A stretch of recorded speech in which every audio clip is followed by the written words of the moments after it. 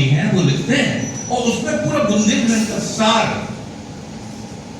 छिपा दिया उन्होंने, बता दिया है। छत्रपति छत्रसाल की मिसाल मिले किते, बुंदेली होगी थोड़ी सी, ठीक है, क्योंकि बुंदेलखंड है।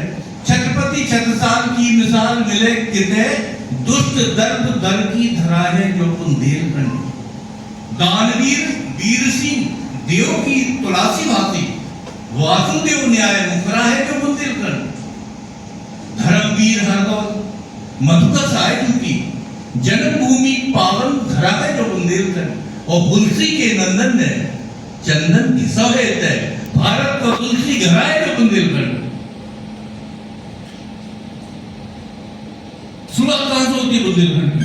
विंध्य प्रदेश से विंध्याचल पर्वत की श्रृंखलाओं से जहां विंध्यवासिनी की पूजा होती है, वहां से बुंदेलाओं का प्रादुर्भाव उद्भव हुआ है।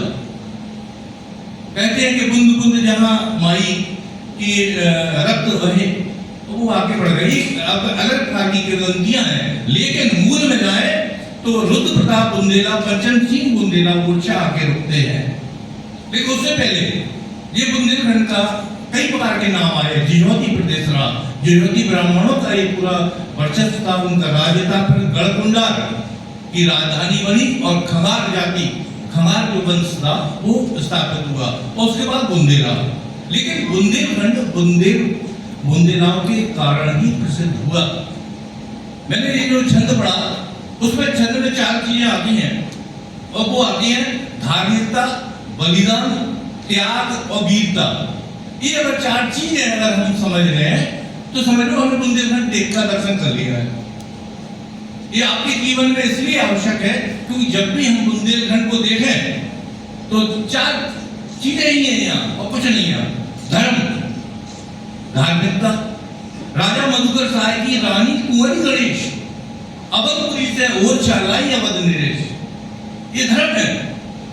मधुकर साय महाराज 15वीं शताब्दी में हुए हैं, और वो जाके उनकी रानी वो कृष्ण भक्त हैं। मैं घटनाओं के माध्यम से बताऊंगा, बाकी लेक्चर अगर इतिहास के होते हैं और बहुत सारे उसमें सन वर्ष दिखाए जाते हैं, आंकड़े दिखाए जाते हैं, तो छात्रों को बोरियत होती है। लेकिन मैं कथा की दृष्टि से तरीके से आपको बताऊंगा।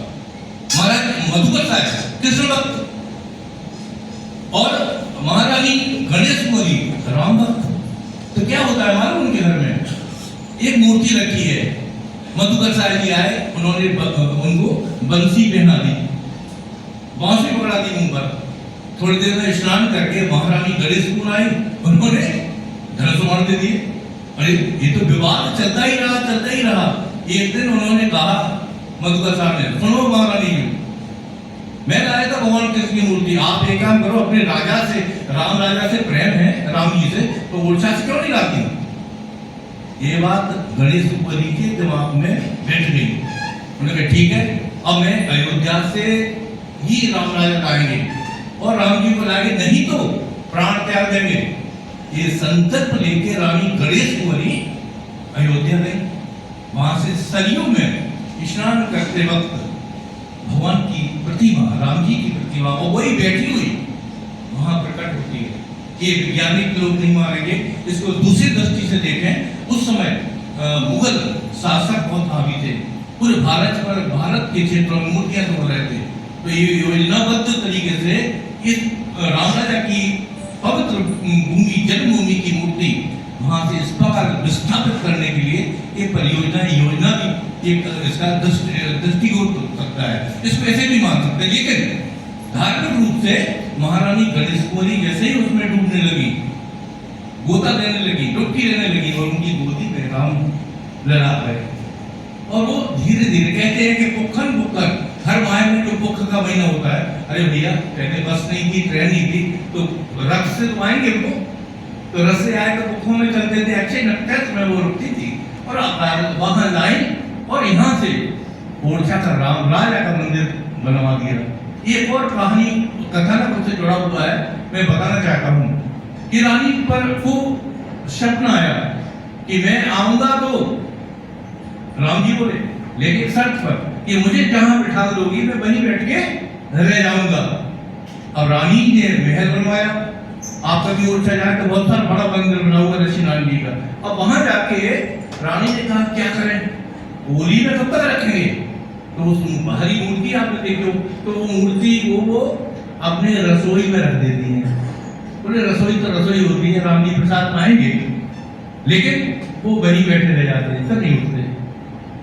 तो जो राम जी की मूर्ति है उषा में, वो वहां बैठ गई, वही स्थापित हो गई।